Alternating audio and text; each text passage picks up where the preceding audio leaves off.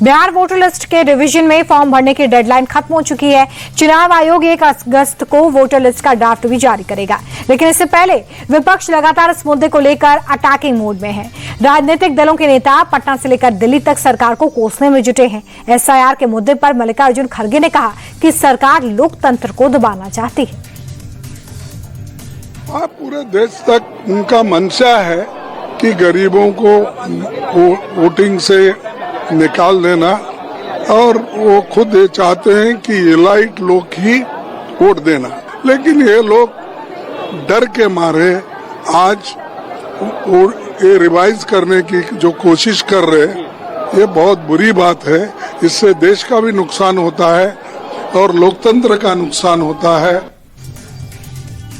वहीं बिहार एसआईआर के मुद्दे को लेकर प्रियंका गांधी ने चुनाव आयोग पर ही सवाल खड़े कर दिए। प्रियंका ने कहा कि अगर चुनाव आयोग पारदर्शिता की बात करता है तो उसे वोटर लिस्ट सभी पार्टियों को उपलब्ध कराना चाहिए। जो क्लेम किया fake baseless allegation, they should respond to the allegations. They should provide us with what we are asking for. Why are they not providing voters lists? It should be a transparent. It's a democracy. All political parties should have access to those. Priyanka Gandhi ने चुनाव आयोग पर सवाल उठाए तो सपा सांसद डिंपल यादव ने उनके सुर में सुर मिला दिया। एसआईआर के मुद्दे पर डिंपल यादव ने कहा कि इलेक्शन कमीशन मनमानी कर रहा है। इसको लेकर विपक्ष चुप नहीं बैठने वाला है, सब एकजुट हैं। इलेक्शन कमीशन को इस तरह की प्रक्रिया करनी थी तो मैं नहीं समझती हूँ कि इलेक्शन से 2 महीने पहले या 1.5 महीने पहले करे।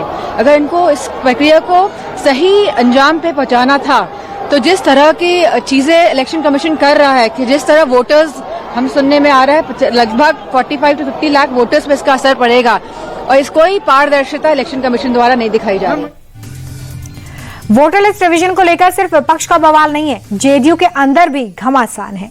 जेडीयू ने इस मामले पर अपने ही सांसद को कारण बताओ नोटिस दे दिया है। दरअसल जेडीयू के सांसद गिरधारी यादव ने बिहार में चल रहे वोटर लिस्ट रिवीजन पर सवाल उठाया था। चुनाव आयोग का तगलुकी फरमान इसे बता दिया था। चुनाव आयोग जो है ना, उसको कोई क्या कहते हैं व्यवहारिक ज्ञान नहीं है। वो बिहार का न इतिहास जानता है, न भूगोल जानता है, कुछ जानता ही नहीं है। ये बरसात के दिन में जब खेती का दिन चल रहा है, आदमी को हमको कागज पत्र जुगाड़ करने में 10 दिन लग गया। मेरा बेटा अमेरिका में रहता, कैसे साइन करेगा 1 महीना के अंदर में? ये तो कोई व्यवहारिक है कि जबरदस्ती हम लोग पर थोप दिया। अरे कराना था तो 6 महीने का समय देता, पहले से करा लेता। ये तो एकदम कैसे होता है ना, कोई तुगलकी फरमान है। हम पार्टी के साथ हम तब हैं जब वोट डालने जाएंगे। बाकी मेरा तो कुछ स्वतंत्र विचार भी है ना, ये मेरा स्वतंत्र विचार है। खिलाफ आपका बयान है ना, मुझे भी मान सकते हैं। पार्टी को खिलाफ का क्या बयान है? सच्चाई यही है। अब सच्चाई भी नहीं बोल पाए एमपी बने काहे के लिए? बिहार विधानसभा चुनाव को लेकर अब कुछ ही महीनों का समय बचा है, लेकिन उससे पहले आरोपों का दौर है। आरजेडी नेता राबड़ी देवी ने जेडीयू और बीजेपी पर काफी गंभीर आरोप लगाते हुए ये कह दिया कि दोनों पार्टियां मिलकर तेजस्वी यादव पर हमला करने की साजिश रच रही हैं। तेजस्वी यादव को तो 4 बार मारने की कोशिश किया गया था, रास्ता में ट्रक से ट्रक से। क्या करिएगा, फिर यहाँ भी मारने की कोशिश हो रहा है। हम लोग जानते हैं कौन कौन आदमी लगा हुआ है। आप कह रहे हैं तेजस्वी के जान को खतरा है? जान के खतरा है। हम लोग तो सिफारिश किए हैं, और साजिश कौन करेगा? बीजेपी जदयू का छोड़ के कौन करेगा साजिश? यहाँ बिहार में कौन है साजिश करने वाला? दबाव देता है, जनता के जबान बंद करेगा। हाँ, संस्कारी नहीं ना है, संस्कारहीन है। उस सब नाला के कीड़ा है उस सब। आरजेडी नेता राबड़ी देवी के आरोपों का बीजेपी नेता श्रवण कुमार ने जवाब दिया। उन्होंने पलटवार करते हुए कहा है कि ये सिर्फ और सिर्फ जनता को गुमराह करने और उनकी सहानुभूति लेने का एक जरिया है।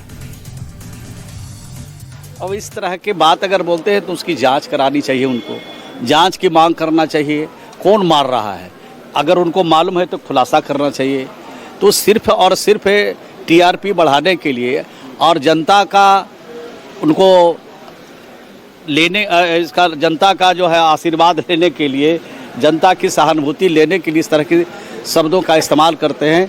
मैं समझता हूं कहीं से उचित नहीं है, कहीं से न्याय संगत नहीं है।